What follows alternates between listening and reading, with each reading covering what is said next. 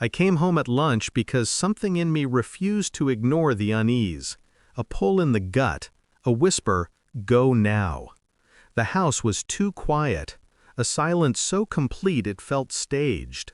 Then I heard it, the faint shift of water, the muted splash, the low murmur of voices trying not to be heard.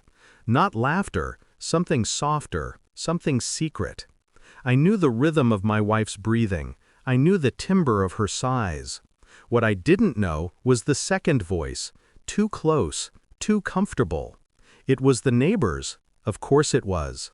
There was no panic inside me, not even anger, just a cold, clean stillness, like the air before a storm commits to breaking. I walked down the hall, each step measured. No rush, no trembling. The bathroom door was cracked, just enough to see the steam, just enough to hear her breath catch in a way she never did for me anymore. I locked the front door behind me, quietly, deliberately. Not to trap them, to keep the moment contained. I pulled out my phone, dialed his wife. "Come now," I said. "There's something you need to see." My voice didn't shake. Hers did. By the time she arrived, my pulse was steady enough to be mistaken for sleep.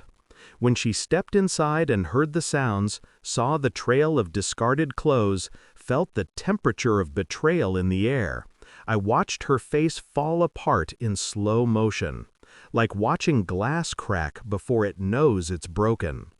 And I felt nothing, absolutely nothing, just the beginning. Infidelity doesn't scream when it enters your life. It drips.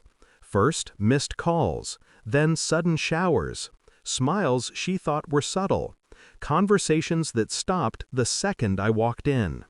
I told myself I was imagining it, that marriage simply changed people, that exhaustion twisted signs into stories. But the truth was quieter than suspicion. She looked at him the way she used to look at me. That was enough. Her phone lit up at night with messages she didn't open near me. She said it was just neighbors being friendly.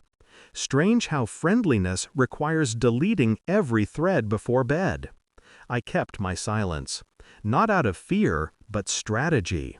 If she wanted a double life, I wanted the whole picture, not the fragments she left lying around. The strangest part wasn't the betrayal. It was realizing how easily she disconnected from me without moving an inch. She slept beside me, but lived somewhere else. I became a ghost in my own home, watching, listening. Her patterns shifted. Her smiles lasted longer on days she ran into him outside. She put more effort into looking effortless. I checked phone bills, times, locations, all quietly. I didn't need confrontation. I needed confirmation. He was predictable. She was predictable. Adultery, I learned, is rarely creative, just destructive. I installed nothing illegal, just observed what was already in plain sight. They grew careless. Comfort breeds arrogance. Sometimes she'd hum after seeing him, a tune I didn't recognize, a happiness that wasn't mine to hold anymore. That was when I knew the truth was coming, and I would not raise my voice when it arrived. The evidence didn't crash into me. It settled gently. Images, timestamps, messages she thought she erased but didn't. Her words to him were tender in a way she denied me for months. His replies were worse, possessive, smug, familiar. I printed only what mattered, not everything, just enough. When I handed her the folder that evening, she looked confused. "What is this?" she asked. "You tell me," I replied. She flipped through the pages. Her throat tightened. Her eyes widened, then dropped. She whispered my name as if it could undo the truth. But I had none of the tremors she expected, only calm. Cold, absolute calm. She begged, not loudly, not dramatically, quiet pleading, the kind that comes from a person realizing their leverage is gone. I didn't yell, didn't curse, didn't even stand. I called his wife today, I said, almost gently. She saw everything. Her face drained. Fear, not guilt, settled in her lungs. You set this up? No, I said. You did. I just opened the door. She tried reaching for me. I stepped back, letting her hand close on air. The distance between us became permanent in that moment. She knew it. I knew it. The house felt colder with her truth exposed. I didn't leave that night. Not physically. But something in me walked out and didn't look back. She cried in the kitchen. I listened in the hallway, unmoved. Betrayal doesn't kill love.